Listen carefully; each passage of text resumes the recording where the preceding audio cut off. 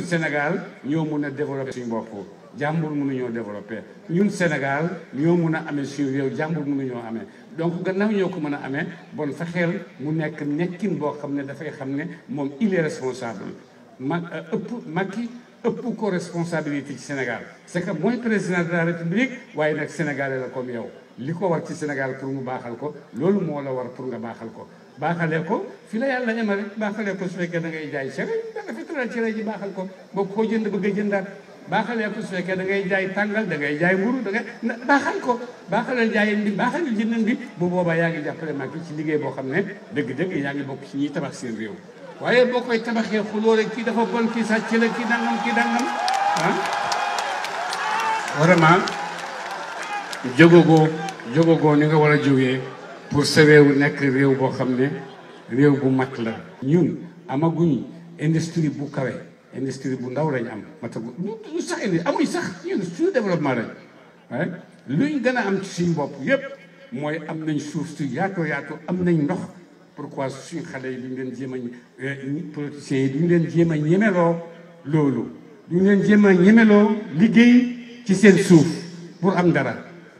pour liggéey seen réew pour tabax seen économique boo xam ne seen ñàkk moo leen ko tabaxal mais tàllal luñ loxo kenn pour mu may leen ko te lu mu nekk la lu mën am la xale boo ko joxee yaakaar rek xam na ne jox nga ko yaakaar dana sóobu mais boo ko joxul benn yaakaar lu mooy voilà kaay leen manifester kaay leen xeex ci mbedd mi kaay leen ñu rey leen kaay leen ñu na c'est vraiment baaxut loolu baaxut ah te am na lu ko gën a baax ah li ko gën a baax mooy nañ jéem ñoom ñooñu ñëpp muy pouvoir bi muy opposition bi nañ jéem a seetaat seen politique vers la nouvelle génération lan la est-ce que loolu la ah est-ce que loolu la war nañ ko seetaat bu baax te buñ ko seetaatee danañ gis ne du loolu di boole nit ñi ci mbedd yi xeex ak sànnanteeg lakkante ay kër ak lakkante ay oto vraiment xaw ma lan la da nga ne bëgg Sénégal nga bëgg di lakk oto sénégalais Sénégal nga bëgg di lakk kër yi sénégalais bon am na sa bëgg Sénégal ah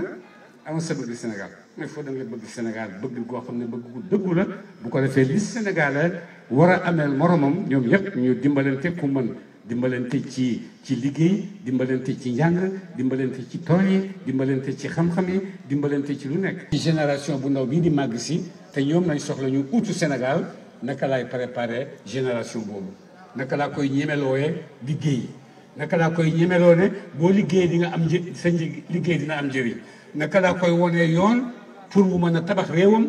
bu ëllëgee buñ fi jógee itam yoo xam ne dañ fi bàyyi génération boo xam ne danañ tabax seen réew.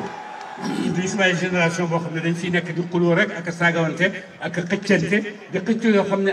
jëmul fenn. son président de la république la jeex na président de la république waxuma diw président de la république laa wax dama ko war a respecté dama ko war a ñaanal dama ko war a encouragé dama ko war a defal lépp loo xam ne dina yëg ci xolam ne sama peuple ñu ngi ànd ak man bu ko defee ma gën a sawar pour ànd ak ñoom dimbale leen mën a liggéey boo xam ne dina feeñ waaye su fekkee dañuy xëccoo te xamoo nooy xëccoo sax surtout ah su fekkoon nag xam nga ni ngay xëccoo sax mu baax mais doomi jàmm yi ngay jël di ko xëccoo yi ñu leen di rey ci mbedd bi ñu leen di tëj ci kaso bi ñu leen di gaañ ci mbedd mi te kenn fekkewu ko te yow fekkewu ko doomi keneen fekkewu sa doom fekkewu ko dëgg booy ut war ngaa xam nooy wutee war ngaa xam ne lii may wut man ak samay doom ñoo ci war a jiitu